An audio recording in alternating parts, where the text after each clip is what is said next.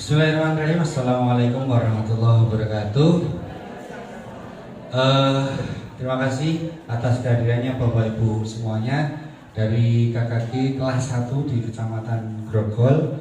Terima kasih sudah dibentuk kepengurusan. Nanti yang menjadi pengurus saya minta untuk tinggal sebentar untuk kita koordinasi untuk tindakan KKG selanjutnya. Bapak Ibu yang saya hormati, di sini saya akan sedikit menyampaikan materi terkait sosialisasi filosofi pemikiran Ki Hajar Dewantara dan budaya positif. Nah, Bapak Ibu guru yang saya hormati, ini ada yang sudah daftar guru penggerak di angkatan 9, 10? Sudah ya? Ada yang lolos? Semoga aja ada yang lolos dan bisa melanjutkan kegiatannya nih Bapak Ibu. Karena nanti program selanjutnya pun akan dipaksakan Bapak Ibu guru untuk mengikuti guru penggerak. Misalkan hari ini belum daftar, ya kemungkinan di kemudian hari akan terdaftar dengan sendirinya.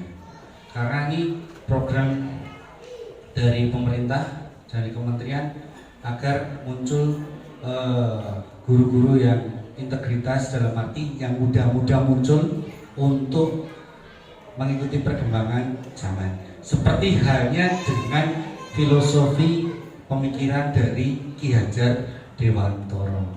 Mungkin Bapak Ibu sudah kenal ya Ki Hajar Dewantara siapa nggih? Sinten? Ki Hajar Dewantara adalah siapa Bapak Ibu? Bapak pendidikan kita ya. Lahir pada tanggal 2 Mei dan di mana tanggal lahir beliau diperingati sebagai Hari Pendidikan. Jargon yang terkenal dari Ki Hajar Dewantara adalah ing ngarsa tulodo, ing madya mangon karsa, tutwuri handayani. Yang dimana proses pendidikan dari Ki Hajar Dewantara ini diharapkan Bapak Ibu guru itu sebagai guru tidak mengacu kepada pokok materi yang ada di situ, tetapi Bapak Ibu guru diminta untuk mendampingi anak dengan menuntun. Menuntun di sini di mana anak kita tuntun untuk berkembang sesuai dengan kodratnya, kodrat zamannya dan kodrat anak itu sendiri. Kodrat jenengan nggih pun ngertos di kodrat dari setiap orang itu memang berbeda-beda. Mungkin ini anak dulunya suka berkelahi, tetapi pernah kita mungkin berpikiran anak itu adalah anak sukses di kemudian sukses di kemudian. Akan tetapi setelah dewasa ternyata anak itu menjadi anak yang lebih sukses daripada anak yang ranking atau yang pintar. Nah, ini yang dimaksud adalah kita mendidik anak sesuai dengan kodratnya dan kodrat anak itu sendiri dan kodrat zaman itu, dimana kita nuntun arahkan mereka yang mungkin suka berkelahi, kita arahkan ke hal-hal yang lain. Nah, ini diharapkan di pendidikan itu seperti itu. Nah, ini nanti Bapak Ibu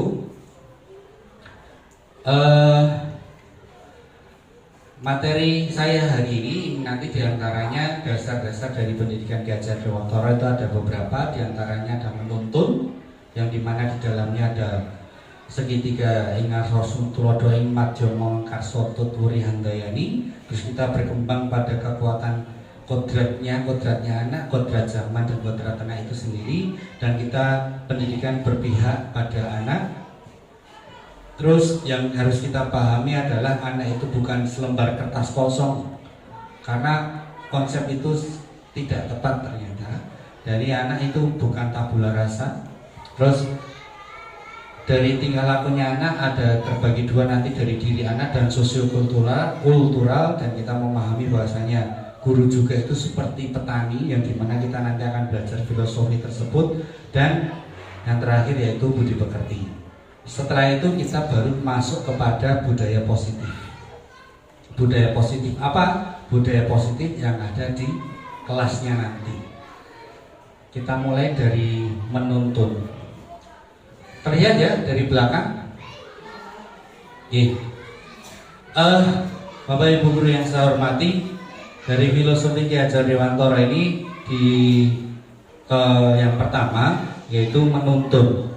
Apa yang dimaksud menuntun? Maksud pendidikan itu adalah menuntun segala kekuatan kodrat yang ada pada anak agar mereka dapat mencapai keselamatan dan kebahagiaan yang setinggi-tingginya, baik sebagai manusia maupun anggota masyarakat. Maksudnya dari menuntun ini pada Ki Hajar Dewantara Dasar-dasar Pendidikan halaman 1 paragraf 4 ini, bahwasanya kita ini mendidik anak untuk mempersiapkan mereka hidup di masyarakat, punya keterampilan hidup di tingkat masyarakat. Terkadang anak sekarang unggah-ungguh sudah mulai hilang. Bahkan mungkin, mohon maaf, saya sendiri saja mungkin terkadang menggunakan bahasa Jawa tidak begitu lancar. Kadang juga ditemukan Bapak Ibu guru sing ngendikan kali yang lebih tua bahasanya krowo inggil wong tua. Ini kan kadang tua. Nah ini kita diminta untuk bisa menuntun anak ini agar anak itu siap di masyarakat dengan keadaan selamat dan bahagia. Lah bagaimana caranya? Kita tuntun arahkan, jangan kita dikte, tapi kita arahkan. Anak itu biar berpikir. Anak itu biar berpikir.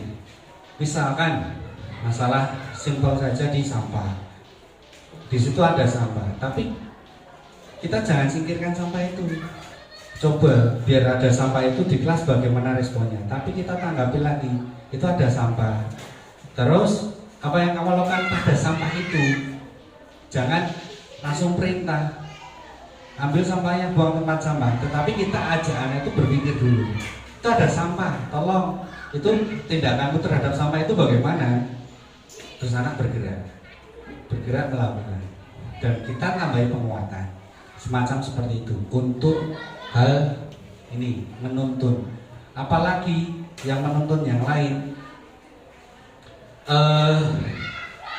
menuntun yang lain arahan ke arah yang positif, pembiasaan yang positif.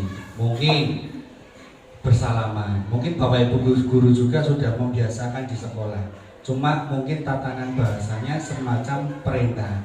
Lah ini nanti di kurikulum ini diharapkan itu kita menuntun, mendidik agar anak itu bisa berpikir untuk melakukan tindakan apa.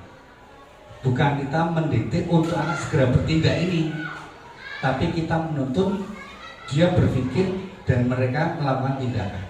Itu yang diharapkan seperti itu. Itu ya Bapak Ibu. Jadi mungkin selama ini termasuk saya juga asal perintah, cicipuk dan seterusnya. Tapi kita rubah kata-katanya. Ini kita mau mengadakan kelasnya itu, dilombakan itu, kita mau melakukan apa dan seterusnya. Lah Pak, kelas 1 kan angel, kelas 1 masih susah, baca tulis saja masih bingung. Makanya seperti itu ya. Akan tetapi Bapak Ibu, jika kita membiasakan hal yang baik ini di kelasnya, maka insya Allah akan menjadi terbiasa. Karena saya sangat suka dengan pendapat di mana kita paksakan diri dulu. Setelah kita paksakan akan menjadi terbiasa. Setelah terbiasa akan muncul keikhlasan. Kalau kita tidak memaksakan diri dulu, maka tidak akan bisa bergerak juga. Begitu ya Bapak Ibu. Jadi menuntun yang diharapkan dari Ki Hajar Dewantara seperti itu.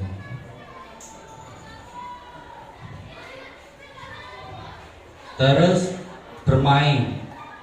Maksudnya bagaimana? Bermain adalah salah satu kodrat anak.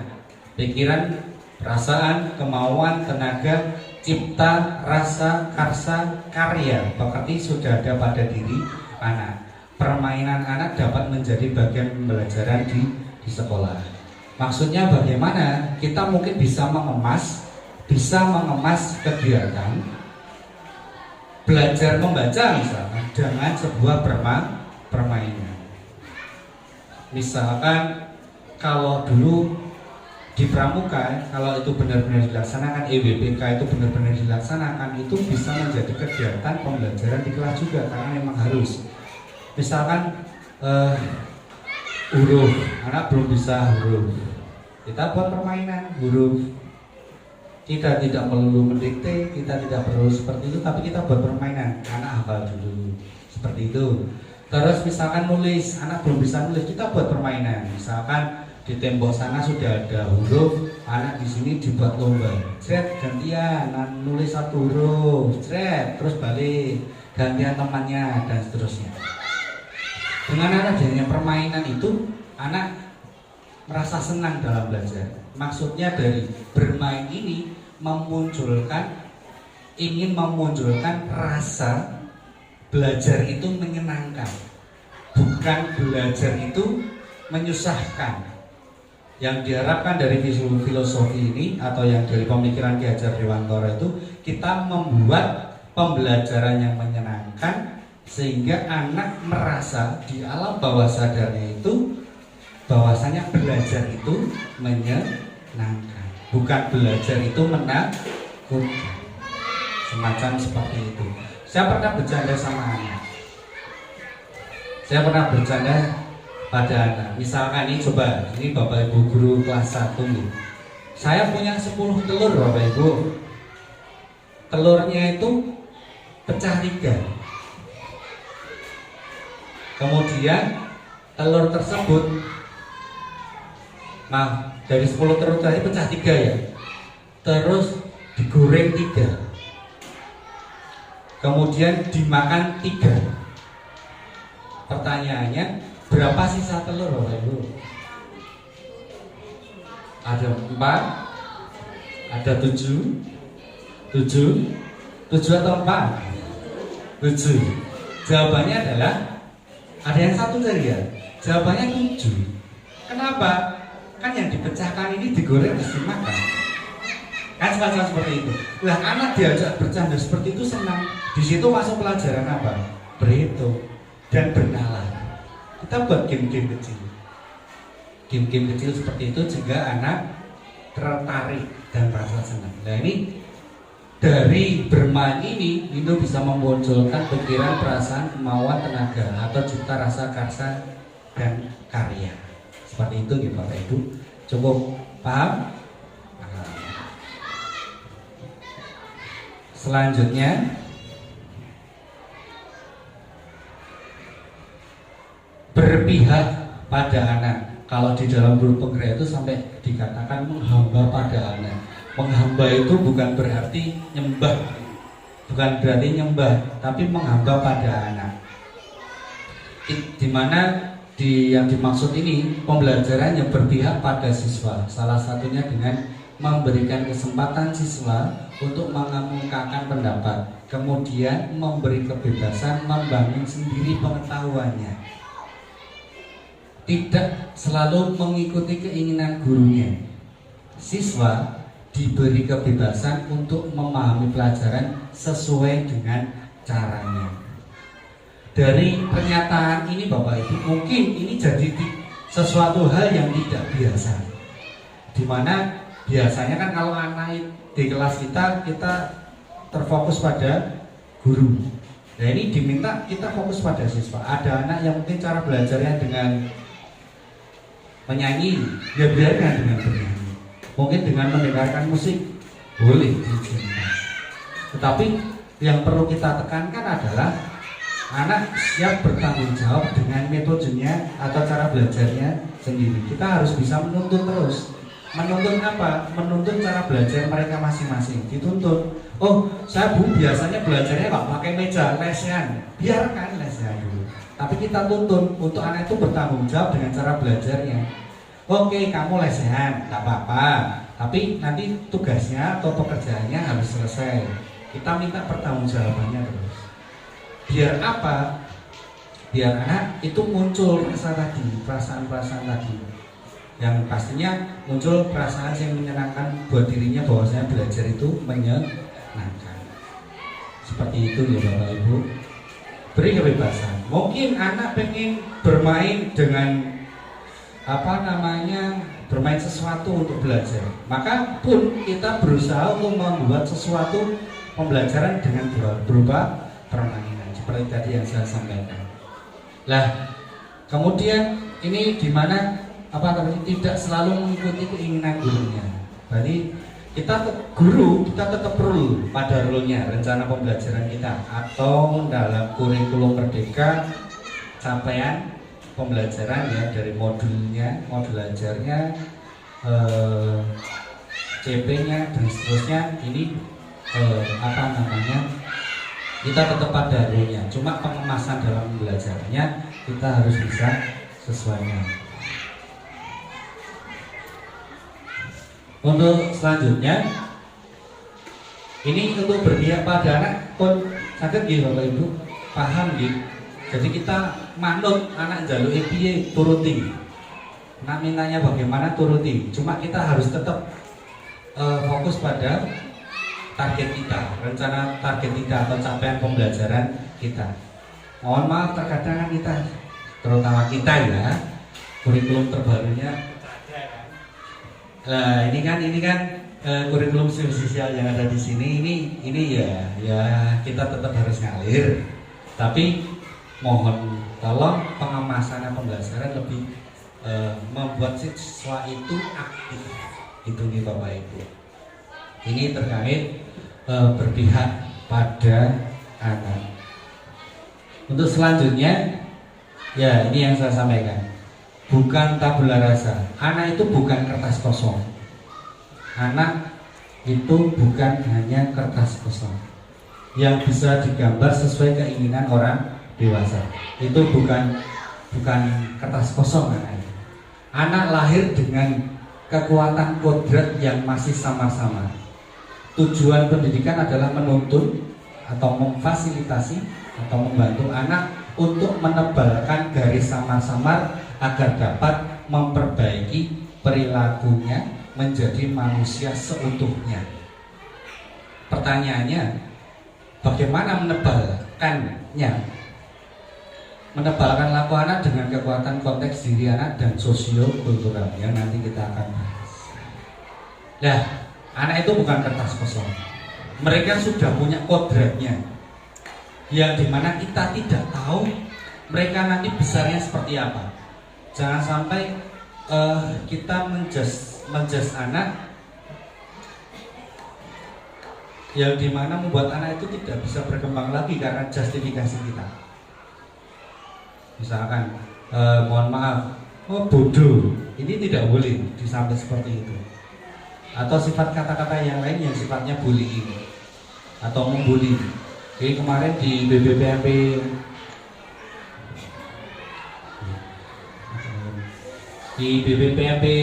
Jawa Tengah itu sampai dibahas 2 sesi juga terkait ini karena terjadi kasus yang luar biasa di salah satu daerah di Provinsi Jawa Tengah. Bagaimana cara kita agar ini tidak membuli anak, baik dari siswanya sendiri atau mungkin dari gurunya. Terkadang kita membuli tanpa disadari. Nah ini kan menyebabkan anak ini tidak bisa berkembang dengan baik. Nah ini diharapkan kita memahami bahwasanya anak itu sudah punya kodratnya masing-masing, jalan hidupnya. Kita sebagai guru diharapkan menuntun anak ini berkembang sesuai kodratnya dan kodrat zamannya. Kalau sesuai kodratnya, maka kita harus bisa menuntun anak dengan cara belajarnya dan kita menuntun anak agar anak ini siap di masyarakat. Kalau kodrat zaman, maka dari gurunya sendiri harus berubah untuk mengikuti perkembangan zaman. Misalkan ini sekarang lagi rame TikTok, nggak apa-apa kita pembelajaran menggunakan TikTok. Di sini ada guru juga TikTokers, ya kan? Joget-joget. Oke, nggak apa-apa, kan latih nari. Mungkin disisipkan di situ pelajaran. Dengan kita buat TikTok, di situ kita sisipkan pelajaran disampaikan ke anak. Anak tertarik tidak tertarik karena rata-rata itu dari penggunaan HP anak-anak 70% lebih itu YouTube dan TikTok. WhatsApp sedikit. Ternyata TikTok berpengaruh sekali. Kadang pemahaman TikTok lebih dipahami anak daripada gurunya. Lucu. Maka kita harus mengemasnya lagi kayak TikTok aja lah. Pak wis tuwa lah tak dolannya TikTok tok yopo. Ya tidak jadi masalah Bu, itu biar jadi kelanganannya anak. Kadang saya itu bertingkah seperti anak kecil juga karena biar diingat. Mungkin karena saya juga masih kecil ya badannya. Badannya saya kecil, badannya besar dan seterusnya. Ya, semacam seperti itu. Jadi kita berusaha mengemas sebaik mungkin. Lah, menuntunnya ini banyak cara biar ini kita tahu mereka potensinya di bidang apa. Itu cara menebarkannya. Lah, seharusnya tindak lanjutnya dari itu apa? Fasilitas dari sekolah. Kita buat event, makanya dalam kurikulum Merdeka itu ada namanya project. Jadi berkesinambungan, potensinya anak digali dulu. Oh ini ada anak Norisna suka nyanyi ya, saya kasih mic, suruh nyanyi depan panggung. Tidak mau ya kita coba dampingi agar dia mau tampil di depan. Semacam seperti itu. Kita buat event sekolah, maksudnya sekolah buat event tertentu untuk pentas. Kalau di swasta insya Allah sudah berjalan dengan lancar. Di negeri sudah berjalan juga dengan lancar, tetapi belum semuanya. Maka kita gerakkan kegiatan itu dari proyek-proyek yang sudah dibuat aturannya atau batasannya oleh Kementerian kemarin kita tampilkan, kita wadahi. Jadi nanti ngalir, semuanya pembelajaran akan sesuai yang diharapkan. Itu. Tadi diantaranya saya jelaskan TikTok itu termasuk proyek sesuai perkembangan zaman, ya kan? Ada salah satu proyek kan itu di situ. Itu boleh. Kemarin itu saya juga praktek kelas 6 belum merdeka belajar ya. Saya coba praktek karena suruh buat TikTok, kirim saya.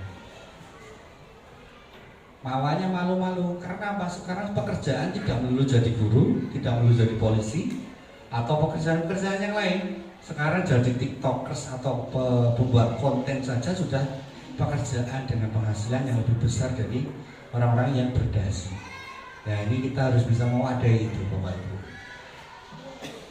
Itu salah satunya. Nah, yang saya ceritakan tadi itu adalah konteks diri anak dan sosiokultural atau budaya. Sosiokultural kita sudah mengarah ke arah yang modern dengan adanya media sosial. Kita ikuti. Konteks diri anak kita berdasarkan kompetensi anak tersebut. Dia passionnya di mana kita arahkan. Jangan sampai kita mematahkan passionnya atau keinginan lain jangan dipatahkan. Di kelas saya itu ada anak senenganin dagang. Iya, anak cari perhatian, tapi siapa tahu dari dagangnya jadi pekerjaan. Tak arahkan. Besok kita buat pentas di kelas, kamu dagang di depan, tidak berani. Loh, piye to? Wes nek kono wani dagang karek ngarepan kan padha kancane dhewe. Cuma kita kemas semacam pementasan di kelas. Semacam seperti itu. Jadi yang saya maksudkan tadi dari cerita yang panjang lebar tadi itu konteks diri anak seperti tadi, potensinya anak seperti apa, sosiokultural atau budaya yang saat ini budaya yang ada di sekitar kita. Kita kemas bagaimana caranya agar pembelajaran itu lebih hidup dan menarik. Terus selanjutnya budi pekerti. Di sini ada Bu Budi ya. Budi pekerti. Budi pekerti ini yaitu watak, karakter, ada bersatunya perpaduan harmonis antara gerak, pikiran, perasaan, dan kehendak atau kemauan sehingga menimbulkan tenaga atau semangat. Budi itu adalah sebuah pikiran, perasaan atau kehendak, kemauan. Pekerti itu tenaga. Sehingga dari budi pekerti ini menciptakan cipta rasa karsa yang mengerti. Contohnya permainan gamelan dan menenun. Gamelan, jenengan ngertos nggih gamelan. Di situ banyak sekali alatnya. Semuanya beriringan, saling saut menyaut sehingga menimbulkan sebuah harmoni. Bagaimana jika satu alat saja dimainkan, tidak akan menarik. Tetapi berbagai alat ini jika kita mainkan bersama akan menjadi lebih indah.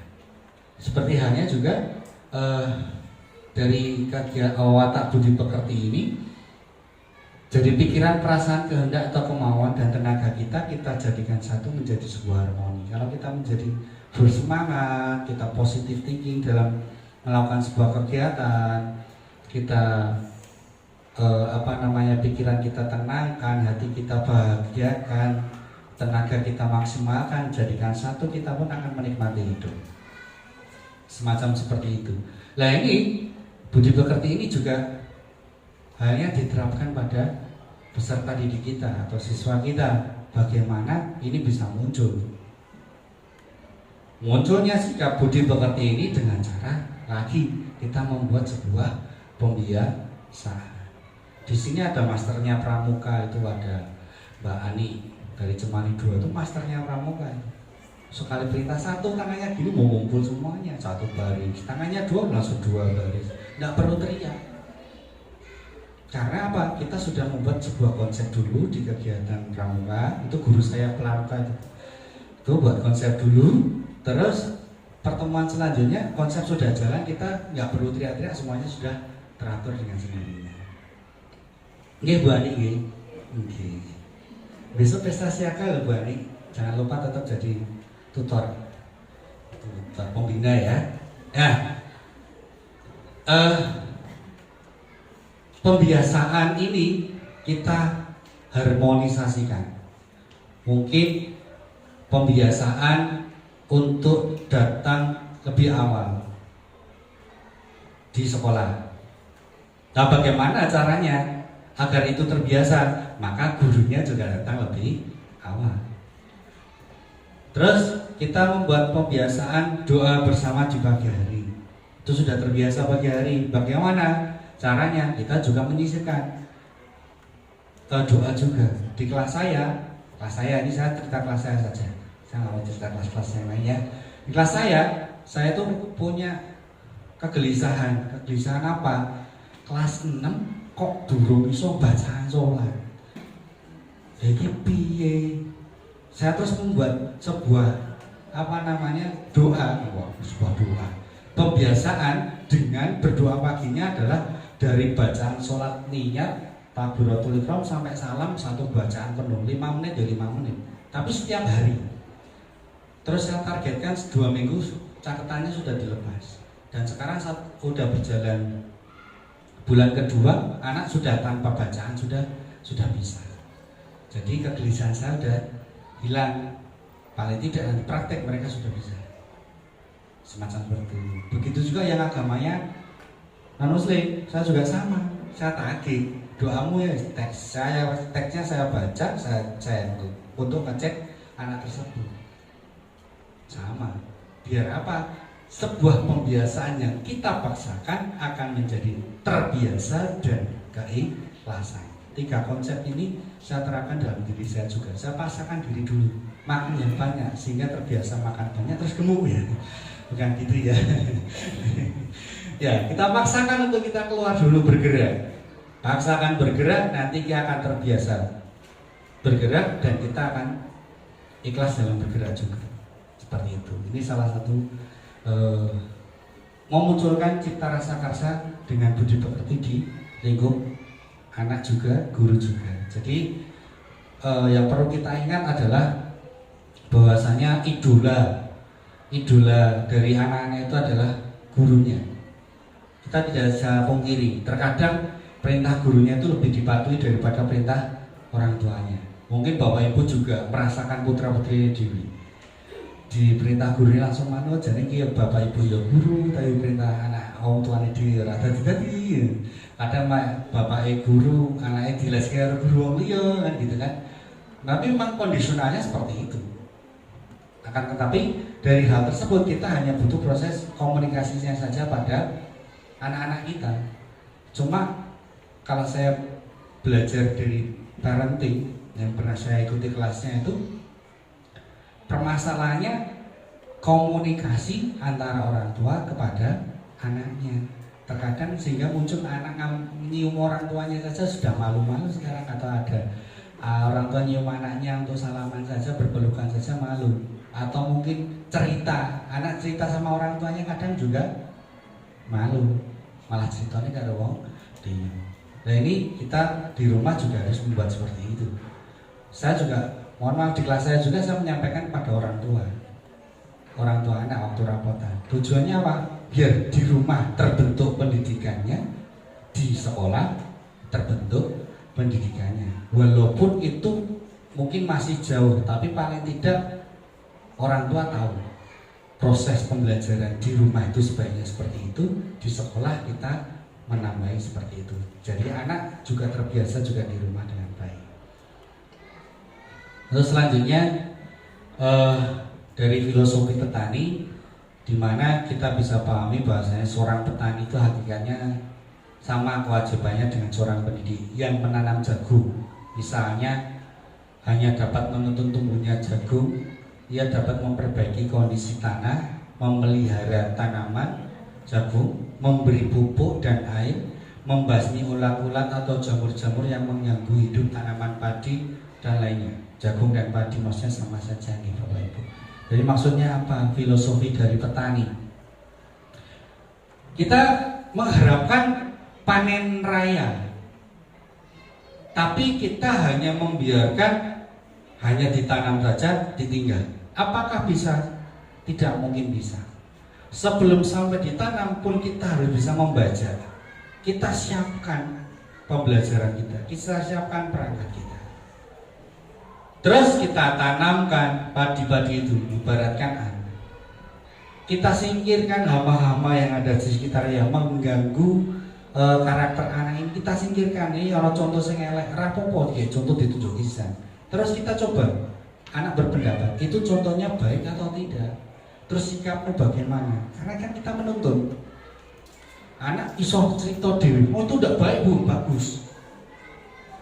Berarti anak sudah punya pemikiran sendiri. Kalau anak tidak bisa punya pemikiran sendiri, anak tidak dituntun, mereka tidak bisa membedakan baik atau buruk. Ya itu dia. Menurutnya baik-baik saja karena tidak ada apa tuntunan dari orang yang lebih tua, sehingga yang dilakukannya ya baik. Menurutnya itu tidak salah. Tetapi kalau kita menuntun, maka anak itu tahu oh itu tidak. Nah. Terus kita juga membasmi ulat jamur. Dan kita juga mengairi, memberikan air dan pupuk. Begitu juga dengan Bapak Ibu guru juga. Kita juga memberikan ilmu pada anak, memberikan sesuatu yang baik pada anak sehingga perkembangan anak ini juga berjalan sesuai yang kita harapkan. Kalau ada tantangan, bagaimana kita temukan salah satu padi atau anak yang benar-benar susah sekali, maka kita harus mencoba untuk merefleksi diri kita sendiri. Ini langkah terbaik apa untuk mengatasi anak tersebut. Mungkin kita memang sambat dua bersul, wah anak wanele rapomo, kipiye caranya sampai seperti itu. Kina ditinggal, sehingga ketinggalan. Nek iki difokusi, sehingga ketinggalan, nek iki ditinggal yo mesaki. Memang harus ada meluangkan waktu tersendiri untuk anak tersebut. Dan lebih baiknya lagi adalah komunikasi kepada orang tua, biar mereka juga tahu. Mereka sudah tahu kekurangan yang ada pada diri anak tersebut. Seperti itu. Ini terkait filosofi petani sebagaimana dengan sebagaimana kita guru juga bertindak seperti petani itu. Kita harus bisa menyingkirkan gangguan-gangguan dalam pembelajaran. Kita harus mempersiapkan pembelajaran baik dan kita kemas. Lah, ini nanti kita kemas dalam kegiatan ini, yaitu budaya positif. Kita terapkan dalam kegiatan tersebut. Sudah mulai haus lapar Bapak Ibu? Nanti snacknya agak nanti, itu tinggal kirim sini, cuma tenaganya baru di sini. Saya nanti minta tolong dulu guru sana untuk segera membagi. Lagi guru ini lagi. Nanti aja. Ya, Bapak Ibu guru yang saya hormati, Tadi yang pertama filosofi Ki Hajar Dewantara yang harus kita pahami. Terus selanjutnya ini nanti budaya positif. Kita nanti sampai jam 14 ya, dikurangi 2 jam.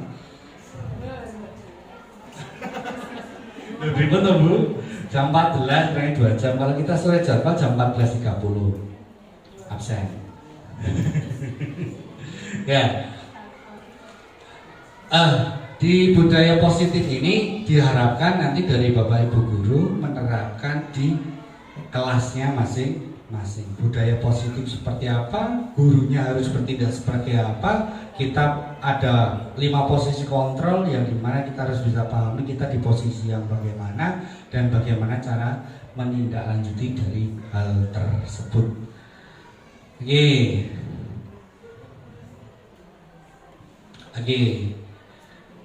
Halo. Terangan tuh. Hai. Oke, sedikit bermain Bapak Ibu. Ini kekuatan pikiran ya Bapak Ibu. Bapak Ibu sakitnya kan? Ini dibuka 2 jarinya. Buka ya. Buka selebar-lebarnya 2 telunjuknya. Buka selebar-lebarnya, tahan sekuat-kuatnya. Sekarang lihat saja pada jarinya. Coba sekarang lihat pada jarinya, saya tutup dari sini ya. Nanti lama-kelamaan nutup. Sudah terasa nutup sendiri-sendiri, jangan dibuka lagi loh ya. Nah, gua dibuka lagi aku kalah. Mulai nutup ya Bapak Ibu. Loh.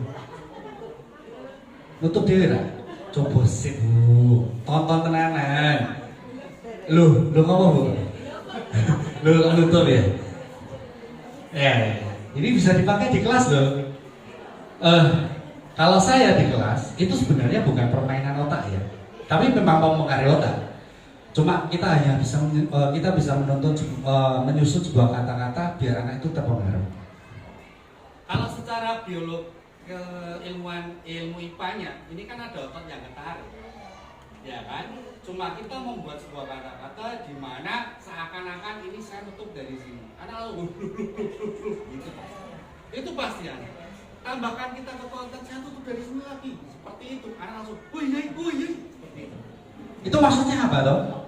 Ini anak jadi ke kita itu, Pak Andi jos banget. Padahal ya orang. Semacam seperti itu. Jadi kalau itu teknik simpel saja. Tapi kalau mau hipnosis juga bisa. Ojo hipnotis kita kan berat, hipnosis kita apa? Saya pernah ikuti kelas itu 3 hari Bapak. Karena saya kegelisahan saya juga piye caranya menanamkan pembelajaran ini agar lebih mudah diterima anak. Ada metodenya ternyata dalam hipnosis itu untuk di lain waktu aja ya. Itu ada metodenya. Seperti salah satu contoh itu tadi, itu aja sudah bisa mempengaruhi anak. Bagaimana dengan yang lain? Gitu. Nah, Bapak Ibu, ini pada budaya positif kita harus kita pelajari yang pertama yaitu motivasi perilaku manusia. Kita sebagai manusia rata-rata yang pertama itu menghindari ketidaknyamanan atau hukuman. Nggih napa mboten? Nggih, pasti ra pengen dihukum. Misalkan laporannya belum rampung. Dalan kan gitu kan. Seperti saya juga gitu. Lah bagaimana tidak mau dihukum? Nah, kita harus bergerak membuat schedule kita sendiri untuk pekerjaan itu bisa dikerjakan sesuai tepat waktu. Lah, menghindari ini adalah salah satu motivasi yang pertama dari perilaku manusia itu menghindari ketidaknyamanan atau hukuman. Seseorang berperilaku untuk menghindari permasalahan yang mungkin muncul dan berpengaruh kepada mereka secara fisik, psikologis ataupun tidak terpenuhinya kebutuhan mereka bila mereka tidak melakukan tindakan itu. Ya. Ini misalkan naik motor nggak pakai helm, nah itu kan sebuah ini menghindari ketidaknyamanan korban kita pakai helm semacam seperti itu. Yang kedua, mendapatkan imbalan atau penghargaan dari orang lain. Pasti kita juga merasakan hal yang sama. Kita sudah melakukan yang terbaik, dipaidu kan rapi-rapinya atau itu. Terus maksimal jadi paidu, jadi sungai ini, jadi seorang gelem. Kemana Tetapi kalau kita berikan apresiasi sedikit, itu pasti kita senang sekali. Begitu juga hanya anak-anak kita terangkan. Jadi untuk mendapatkan imbalan ini adalah seseorang berperilaku untuk mendapatkan pujian, hadiah atau imbalan dari orang lain yang menurut mereka penting dan mereka letakkan dalam dunia berkelas mereka. Dunia berkelas mereka, di kelasnya mereka maksudnya.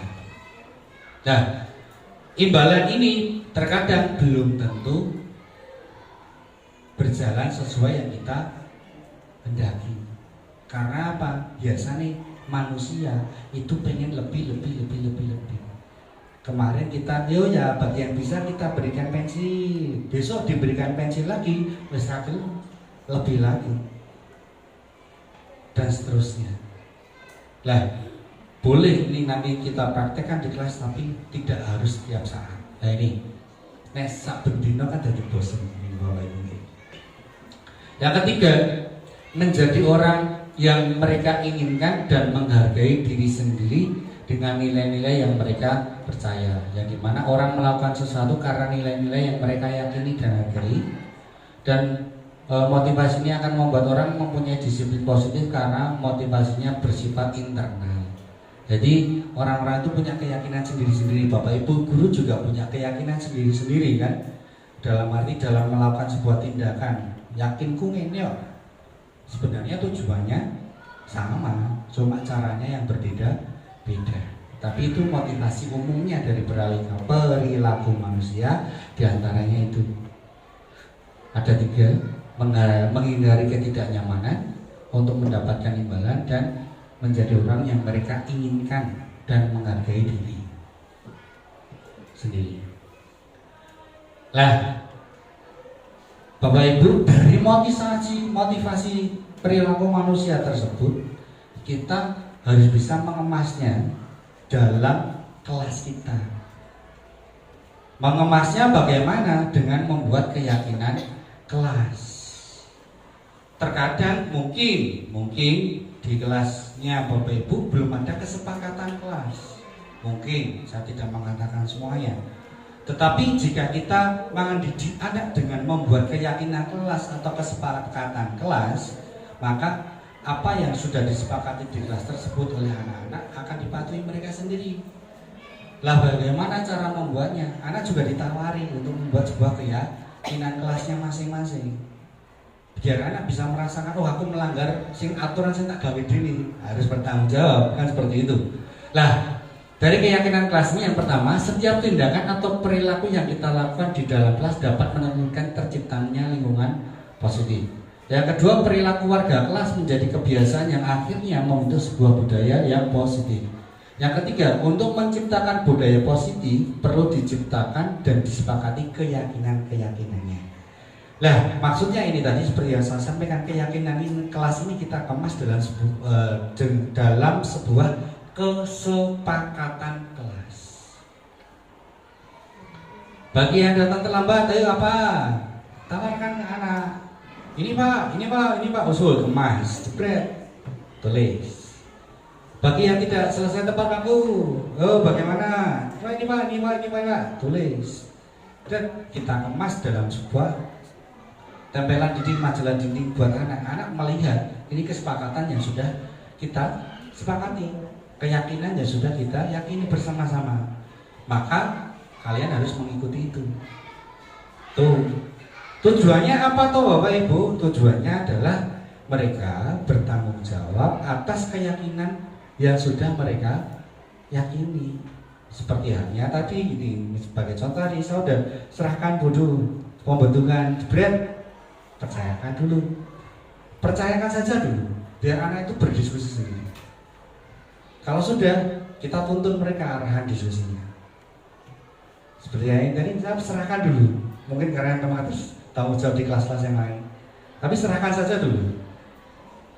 Selanjutnya, baru nanti kita tindak lanjuti dengan menuntun tadi. Jadi kita keyakinan kelas ini dikemas, dicatat dari keyakinan setiap anaknya dan ditambah tuntunan dari Bapak Ibu guru di kelasnya, terus ditempelkan di dinding, majalah dindingnya di kelasnya masing-masing agar bisa disepakati bersama. Nah, dari hal tersebut keyakinan kelas ini kita harus bisa membedakan gitu. Apa yaitu hukuman, apa itu sanksi, apa itu restitusi. Misalkan contoh, jika tidak mengerjakan PR maka harus mengerjakan 10 kali. Itu sifatnya hukuman atau sanksi?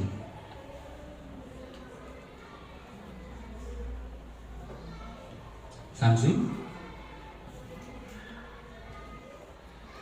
Di sini ada kriterianya. Kalau hukuman tidak nyaman untuk murid atau anak dalam jangka waktu panjang, korban mendapatkan keadilan, murid anak akan tersakiti, perilaku agresif meningkat, sistem tidak berjalan bila murid tidak takut dan seterusnya. Sanksi, hukuman atau restitusi.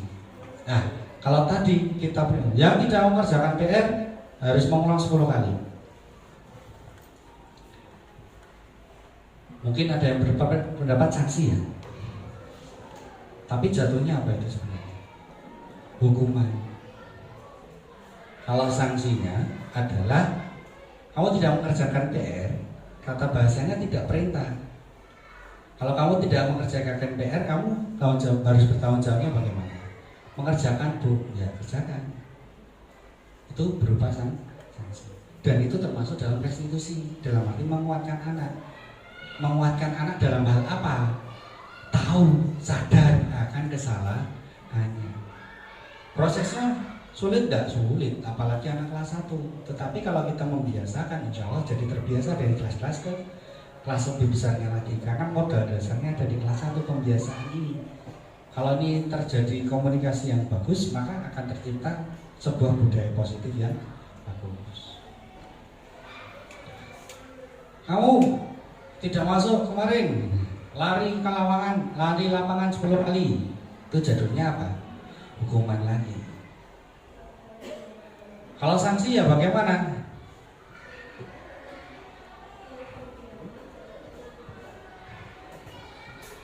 Sebentar ya Bu.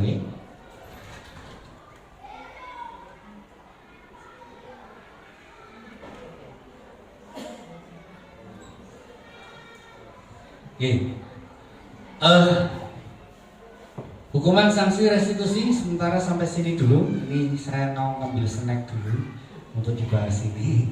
Istirahat sebentar ya Bapak Ibu. Kita stop sih. Kontak nomor.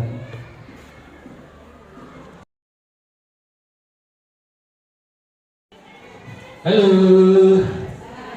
Hai. Ada masih semangat Ibu, Bapak.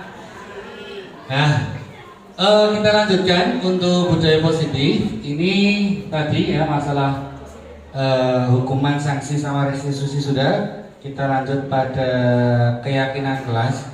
Dalam keyakinan kelas Bapak Ibu, itu dalam pembentukannya yang pertama memberikan kesempatan kepada semua siswa berpendapat tentang peraturan yang yang perlu disepakati di kelas. Tadi sudah saya sampaikan. Buat kesepakatan kelas dulu, biar anak itu tahu tanggung jawabnya masing-masing dan batasannya yang harus mereka lakukan. Terus yang kedua, mencatat semua masukan siswa di papan tulis atau kertas sehingga semua siswa bisa melihat. Dicatat semuanya. Terus yang ketiga, menyusun keyakinan kelas sesuai prosedur pembentukan keyakinan kelas. Disusun dari semua pendapat, kita ambil yang mana yang sesuai. Yang keempat, meninjau kembali daftar pendapat yang telah dicatat. Yang kelima, meninjau ulang keyakinan kelas secara bersama-sama. Yang keenam, setelah keyakinan kelas selesai dibuat, maka semua anggota kelas dapat meninjau ulang. Terus yang ketujuh, keyakinan kelas dapat ditempel di dinding kelas agar mudah untuk dilihat. Nah, sekali lagi Bapak Ibu saya tekankan bahwasanya semuanya butuh pembiasaan. Jadi misalkan masih ditemukan anak yang seperti kanak-kanakan dan lain sebagainya, semuanya bisa dikondisikan oleh Bapak Ibu guru dengan menuntun, membuat keyakinan kelasnya masing-masing. Seperti contoh ini keyakinan kelas 1 ini yang menggunakan contoh, setiap anggota kelas perlu belajar, setiap anggota kelas perlu senang. Ini keyakinan kelasnya masing-masing. Setiap anggota kelas perlu melakukan tugas, setiap anggota kelas perlu saling menghargai, setiap anggota kelas perlu merasa aman. Contoh. Nah, ini Bapak Ibu disarankan dan diharapkan dalam penyusunan keyakinan kelas ini sebuah kalimat positif, bukan sebuah kalimat hukuman atau sanksi. Kalau dalam metode hipnosis itu sudah sama, buat sebuah kata-kata yang positif dan kurangi kata tidak atau bukan atau sifatnya hukuman. Karena yang diterima nanti di anak itu malah yang perlawanannya. Seperti contohlah kita sendiri. Kadang ada tulisan di jalan, jangan tengok kanan. Kira-kira Bapak Ibu tengok kanan atau tidak? Tengok. Padahal sudah dilarang, jangan tengok kanan, malah ditengok. Jangan dibuka, ya dibuka. Situs berbahaya. Plus dibuka, ya plus siji tambah siji loro tambah loro telu loro tambah loro telu sih salah apa ono kok ora sing betul kita ya seperti itu. Jadi kita dalam membuat keyakinan kelas itu tolong usahakan dalam menyusunnya itu kalimat-kalimat yang positif sehingga anak itu juga akan tercipta budaya positif juga. Jangan sebuah kalimat hukuman. Jadinya nanti takutnya pembelajarannya sifatnya takut. Gitu nggih Bapak Ibu. Jadi kita coba budayakan kata-kata yang sifatnya positif sehingga nanti membuat jiwa kita juga positif juga. Nah, ini ada beberapa contoh keyakinan yang lain. Nah, ini misalkan yang kelas atas penyusunan keyakinannya lebih luar biasa. Kami meyakini bahwa sangat penting untuk menghormati semua orang dan barang milik orang lain. Lebih sebuah kalimat panjang untuk kelas yang lebih atas. Maksudnya apa? Ini sudah bahwa keyakinan yang sudah disepakati. Maka kalau pinjam punya teman segera dikembalikan. Kita hanya menuntun saja. Terkadang di tempat kita itu murid saya saja lah, yang terutama perempuan itu skripi sing rapi ya. Sing calanan neng jero tas wis. Skripi sing perempuan niku setip mau utuh dari separuh. Pensil sing utuh entek hilang dan seterusnya. Ini kan sebuah keadaan realita yang ada di lapangan yang harus kita rubah. Bagaimana budaya ini hilang dan kita jadikan budaya yang lebih positif. Kalau bukan hanya, ya jangan digunakan. Ini pendidikan penting karena itu akan menuju pada karakter dari anak tersebut. Nah, sesuai dengan tujuan dari kurikulum Merdeka kan pendidikan karakter tersebut berprofil belajar Pancasila. Semuanya berkesinambungan. Nah, ini salah satu tindak lanjut yang ada di kelas. Kita budayakan itu. Dan semuanya butuh pembiasaan. Dan kita harus mengetahui tugas kita sebagai guru itu adalah mengajar, mendidik, menjawab pertanyaan, memberi nilai, mengatur kelas, menegakkan peraturan kelas, menjalankan keyakinan kelas, peduli terhadap semua murid. Murid itu semuanya ya, bukan hanya kelasnya masing-masing. Kalau siswa belajar, mencoba menghasilkan yang terbaik dari diri, bertanya jika tidak paham, mengikuti peraturan, menjalankan keyakinan kelas, mendengarkan, memeriksa tugas kembali. Bukan guru itu menyakiti atau disakiti, memaksa untuk belajar, merapikan barang-barang murid, menyiapkan makanan atau barang-barang alat tulis. Ya, semacam seperti ini yang terutama pada yang guru bukan tugasnya ini adalah keadaan di rumah ya Bapak Ibu. Terkadang ini saya coba ngobrol dengan wali siswa. Caranya dalam penerapan di rumah bagaimana? Seperti hanya kalau ada tugas keterampilan anak-anak itu rata-rata malam-malam jam 9 lagi matur dari Bapak Ibu, sesuatu keterampilan tokonya tutup kabel. Wis geger ki orang tuanya protes neng wali murid itu salah jane sapa? Sebenarnya tinggal komunikasinya saja. Lah, di situ di kelas saya coba bilang sama orang tuanya jangan dituruti. Jangan dipenuhi. Biarkan anak itu bingung. Saya yang eksekusi. Saya akan minta pertanggungjawaban anak tersebut. Karena itu bagian dari tanggung jawabnya. Kalau kita terbiasa menyelesaikan masalah anak, maka dia tidak bisa menyelesaikan masalahnya sendiri. Mainan berantakan, biarkan. Tapi kita ajak, yuk, kan sudah selesai bermain, ayo dirapikan bersama-sama. Tapi kita ikut, tapi anak diajak. Bukan kita perintah, dirapikan, tidak. Tetapi kita coba aja. Itu akan sifatnya berbeda pada anak. Saya pun di kelas juga demikian. Ayo, selesaikan bersama. Selesaikan, bagi tugas. Saya ikut terjun. Saya tidak perintah, saya ikut terjun. Di kelas saya menceritakan kelas saya saja. Tidak mau yang lain.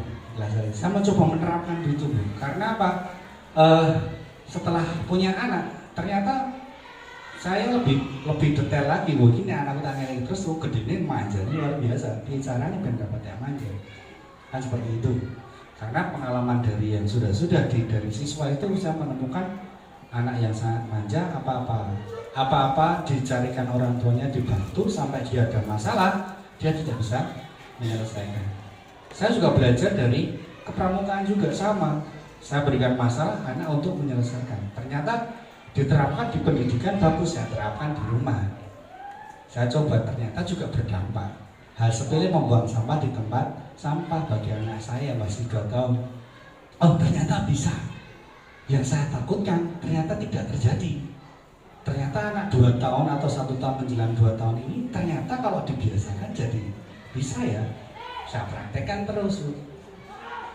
Kita lihat perkembangannya seperti itu. Begitu juga di sekolah saya juga menerapkan hal yang sama. Cuma saya lebih mengarah menuntut ke tanggung jawab dari setiap anaknya. Tuntut tanggung jawabnya. Oh, kamu tidak mengerjakan lagi sudah yang ketiga kali.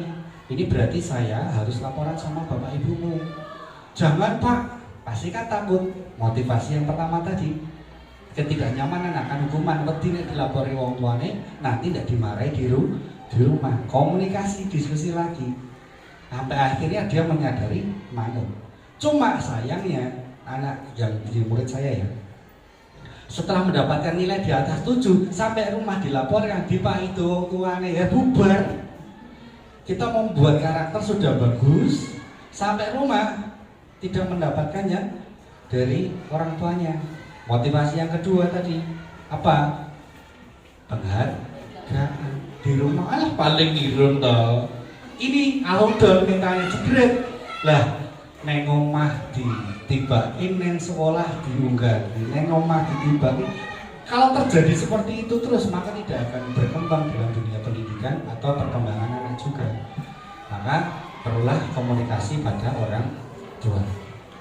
Nah, di sini yang harus kita pahami bahwa saya sebagai guru itu ada 5 kebutuhan dasar manusia, yaitu kebutuhan bertahan hidup, kebutuhan cinta dan kasih sayang, kebutuhan penguasaan, kebutuhan akan kebebasan, kebutuhan akan kesenangan. Bertahan hidup, makan minum. Tempat tinggal, cinta kasih sayang. Kita melakukan kasih sayang pada anak didik kita juga. Bahkan kita juga mengharapkan cinta dan kasih sayang dari orang lain juga. Selanjutnya penguasaan. Ini biasanya kalau sudah di kelas itu anak, aku ketuanya masa jadi penguasa kelas kan gitu. Tapi itu umumnya kebutuhan dasar manusia. Tapi kita harus bisa kontrol semuanya itu. Terus kebutuhan akan kebebasan, akan pilihannya. Terkadang, mohon maaf, di rumah mungkin ya anak maunya A, ibu maunya B. akhirnya dipakaikan baju B misalkan. Kira-kira anaknya bagaimana? Pakai baju pun dengan merengut, tidak senang, tidak bahagia. Maka ikuti saja dulu. Tetapi harus kita berikan sebuah peringatan pada anak, tidak semua kebutuhannya bisa dimiliki. Kita harus memberi batasan, tidak boleh, ini tidak boleh. Misalkan ambilnya ambilnya 2, kita suruh milih salah satu, itu sudah termasuk mendidik. Tidak semuanya keinginan harus terpenuhi. Kebutuhan akan kesenangan, healing ya Bapak Ibu, dolan, bariki piknik. Kelas isinya Pak. Oh cocok, ketuanya siap. Apa enggak? Aku meli. Di sini pada selanjutnya guru mempunyai 5 posisi yang dimana sebagai penghukum, pembuat orang merasa bersalah, sebagai teman, monitor atau pemantau, dan selanjutnya manajer. Penghukum itu bagaimana? Seperti ini. Seorang penghukum bisa menggunakan hukuman fisik maupun verbal. Orang-orang yang menjalankan posisi penghukum senantiasa mengatakan bahwa sekolah memerlukan sistem atau alat yang dapat lebih menekan murid-murid dan lebih dalam lagi. Guru-guru yang menerapkan posisi penghukum akan berkata, patuhi aturan saya atau awas. Ini yang kalau kita sering mengucapkan kata-kata seperti itu, berarti kita berada di posisi kontrol sebagai penghukum. Kamu selalu saja salah, atau pasti selalu yang terakhir selesai. Mesti aku ikut carry dewe to yo, itu berarti termasuk sifatnya menghukum. Kita posisi kontrol seperti itu. Nah, guru seperti ini senantiasa percaya hanya ada satu cara agar pembelajaran bisa berhasil dengan cara dia. Semacam seperti itu. Ya, ini posisi kontrol yang pertama. Boleh tidak toh? Boleh. Tapi sifatnya bagaimana? Jangan sering-sering. Jadinya apa kalau sering-sering sifatnya seperti itu? Anak jadi terbiasa seperti itu. Aku paling aku ya dihukum. Aku paling aku ya disengeni. Ya, mending rasa sisan. Garap ya disengeni, orang garap ya disengeni. Itu yang terjadi pada anak, penemunya seperti itu. Jadinya wis biasa aku disengeni. Balik lagi yang tadi yang saya sampaikan, paksa, biasa, terbiasa, ikhlas. Kalau dia sudah dipaksa semuanya terus terbiasa disengeni, jangan ya sudah ikhlas banget aku disengeni.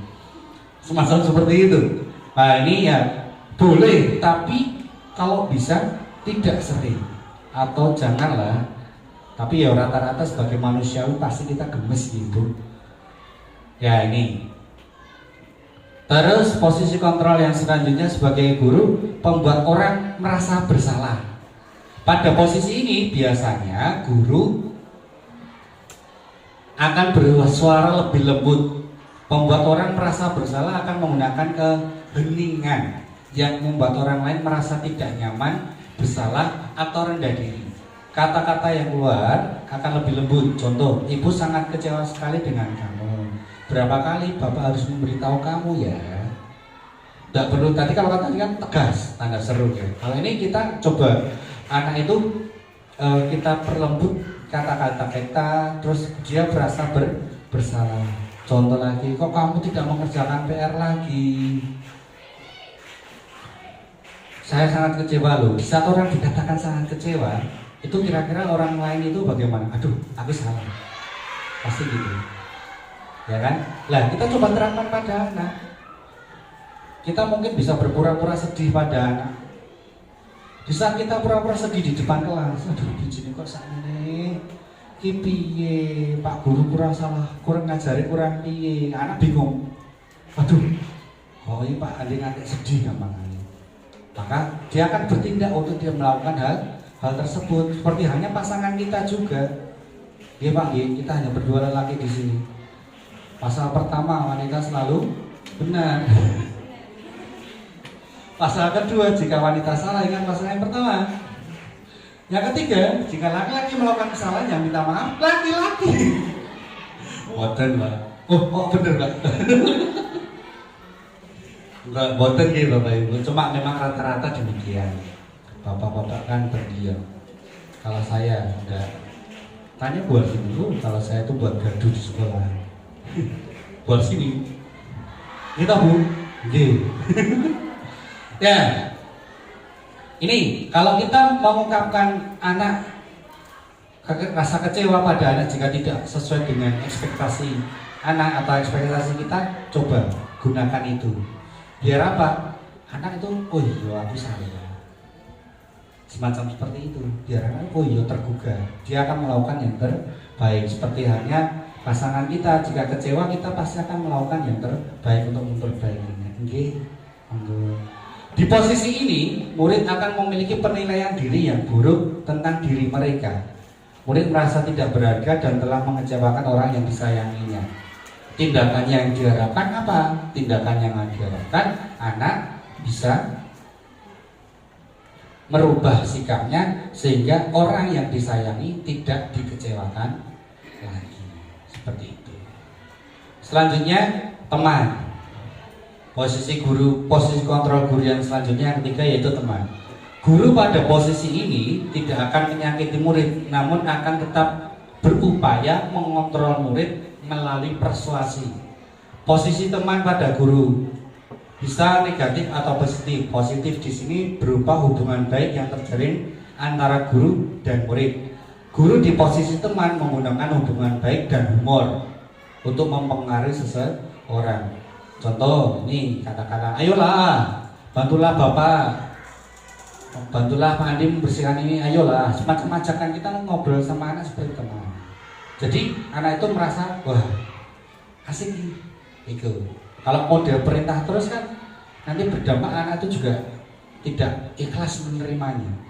Seperti halnya kita kalau sering mendapatkan print dari tadi kan juga nggak enak tau Bu. Dan nggak perlu sebut maksudnya bagaimana. Tolong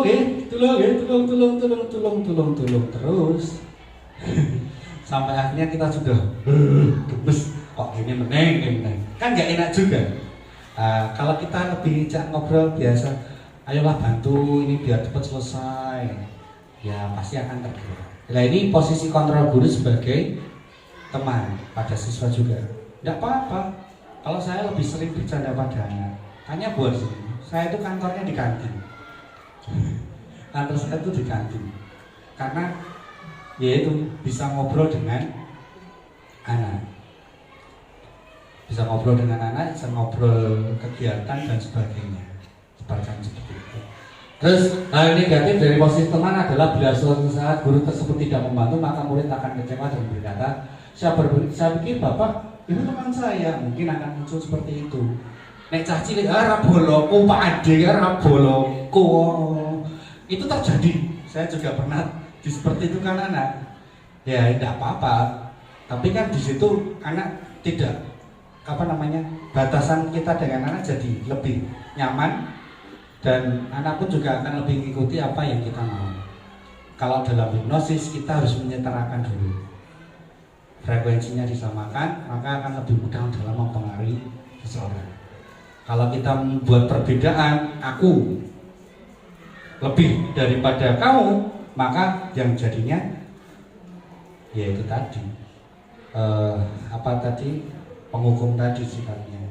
Kalau kita masih menyamakan, ini lebih mudah dalam menguasainya. Terus selanjutnya posisi kontrol guru yaitu pemantau atau monitor.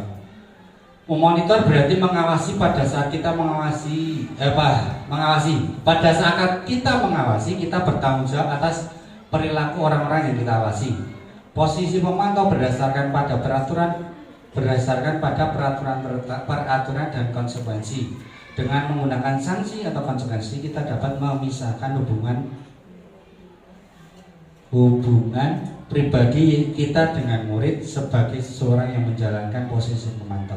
Contoh, peraturannya apa? Apa yang telah kamu lakukan? Ini kata-katanya, kata-kata atau kalimat yang digunakan dalam posisi pemantau. Sanksi atau konsekuensinya apa? Jadi kita cukup bertanya saja. Oh, kamu telat. Terus sanksinya apa kira-kira Pak terlambat? Ini posisi pemantau. Kamu tahu enggak peraturan sekolahnya bagaimana? Dan seterusnya. Nah, pada posisi teman dan posisi pada posisi teman tadi, kontrol dulu bahwa teman tadi berdampak juga jika di saat kita tidak dapat masuk ke kelas. Nah, hal positif apa yang harus kita tindak lanjuti di situ? Hal yang perlu kita tindak lanjuti adalah kita mendidik untuk kita ajak anak untuk berbudaya minta maaf. Kita berikan contoh pada diri kita sendiri bahwasanya orang tua ya nek ana salah njaluk ngapura karo cacile gampangane gitu. Saya praktekkan itu dan berdampak juga. Jadi anak itu anak itu bisa menerima. Misalkan seperti hari ini saya tinggal, saya juga tadi ke sekolah dulu, tidak langsung ke sini. Pak Ade minta maaf hari ini sudah bisa di kelas karena harus dapat tugas bla bla bla bla bla. Sementara ini saya berikan tugas dulu, besok saya tanggung jawab atas tugas kalian ini dengan memberikan penjelasan, begitu juga dengan koreksi. Anak mengikuti. Proses permintaan maaf di awal tadi sudah membuat koneksi pada anak memaklumi. Seperti halnya dengan pemantauan ini, kita juga memantau anak. Cuma terkadang di posisi anak harus sering minta maaf daripada gurunya. Tapi kalau bisa saling seimbang, kenapa tidak? Kan seperti itu. Nah, seorang pemantau sangat mengandalkan penghitungan catatan data yang dapat digunakan sebagai bukti atas perilaku seseorang. Biasanya kita sudah tahu kalau anak ini sering tidak masuk dan seterusnya. Posisi ini akan menggunakan stiker, slip catatan, daftar cek, dan sebagainya. Terus posisi monitor sendiri berawal dari teori stimulus respon yang menunjukkan tanggung jawab guru dalam mengontrol murid. Kita kalau di pembelajaran sebelumnya juga sudah dijelaskan ada bimbingan konseling ya Bapak Ibu. Nah, kita juga bisa memantau dari itu. Terus posisi kontrol yang selanjutnya manajer. Manajer itu apa?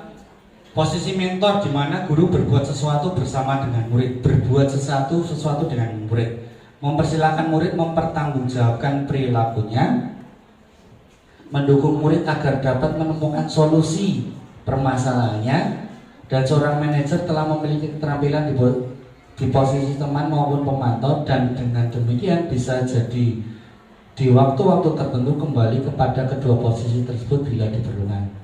Namun bila kita menginginkan murid-murid kita menjadi manusia yang merdeka, mandiri dan bertanggung jawab, maka kita perlu mengacu kepada restitusi yang dapat menjadikan murid kita seorang manajer bagi dirinya sendiri. Di manajer, murid diajak untuk menganalisis kebutuhannya maupun kebutuhan orang lain. Di sini penekanan bukan pada kemampuan membuat konsekuensi, namun dapat berkolaborasi dengan murid bagaimana memperbaiki kesalahan yang ada. Seorang manajer akan berkata apa yang kita yakini, apa yang kamu meyakininya, jika kamu meyakininya, apa kamu bersedia memperbaikinya. Ini sebuah kalimat-kalimat seorang manajerial yang dimana kan wis gak kesepakatan, terus tidak lanjut bukti semacam seperti itu. Kita sudah punya kesepakatan, bagaimana kita menindaklanjuti kesepakatan itu? Jika ada kesalahan, bagaimana cara perbaikannya? Nah, ini kita ajak anak untuk membuat sebuah restitusi. Nah, di sini posisi guru sebagai manajer. Jadi kita ngajak anak menyelesaikan masalahnya. Balik lagi, sifatnya apa? Menuntun. Jangan sifatnya kita mendikte. Kalau kita sifatnya mendikte terus, maka anak tidak akan pernah tidak akan muncul sikap penilaian dirinya sendiri. Kalau kita siap mendikte, berarti kan hanya menunggu. Rono perintah terus kok. Rono perintah akhirnya di kelas saja. Apa yang dilakukan di kelas? Bermain dan bercanda. Tetapi kalau kita sudah membangun tadi dari awal yang saya ceritakan tadi, akan menjadi budaya positif di kelasnya Bapak Ibu semua. Jadi tanpa kita perintah, ada bel sudah itu sudah masuk kelasnya masing-masing, sudah duduk, terus anak sudah buka materi selanjutnya ini. Itu pasti. Karena apa? Kita sudah membuat proses pembiasaan. Ini memang paling agak susah siapa? Kelas 1. Maka harus lebih ekstra dalam hal pembiasaan. Untuk kelas 1 memang luar biasa dan guru-guru yang sabar. telaten, dan seterusnya. Itu guru kelas 1. Kalau saya guru kelas 1 tambah 5. Kalau saya di kelas 1, saya tambah bocah cilik meneng. Karena memang harus ekstra ya Pak ya. Harus ekstra. Selanjutnya restitusi yang saya ceritakan tadi di sini adalah ajakan kepada anak untuk menyelesaikan atau memperbaiki kesalahannya. Dengan apa? Dengan 5 kontrol tadi kita buat restitusi pada anak untuk memperbaiki kesalahannya. Jadi kita itu menuntun dengan berpihak pada murid, pembelajarannya sesuai kodratnya, dan kita memposisikan diri dengan 5 kontrol tadi. Dan kita harus pahami bahwasanya setiap makhluk manusia itu punya motivasinya masing-masing, dan kita membuat segitiga restitusi atas semua tindakan kita yang apabila ada sebuah kesalahan. Jadi semuanya berkesinambungan Bapak Ibu.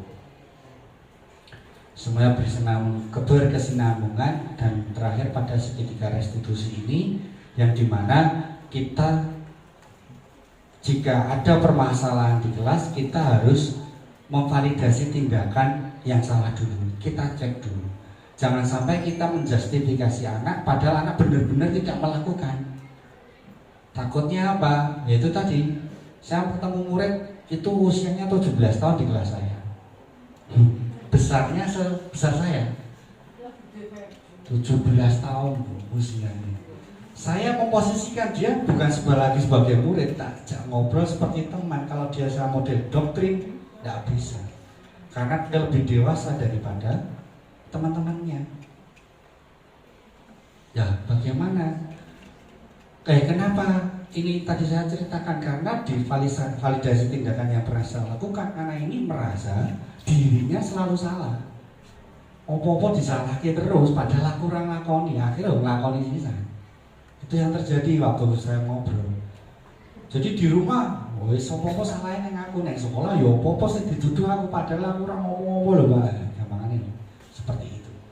Akhirnya dari validasi itu saya mencoba untuk menanyakan keyakinannya. Lalu sing mbok yakini piye? Hal apa? Akhirnya dia bisa bercerita dan seterusnya.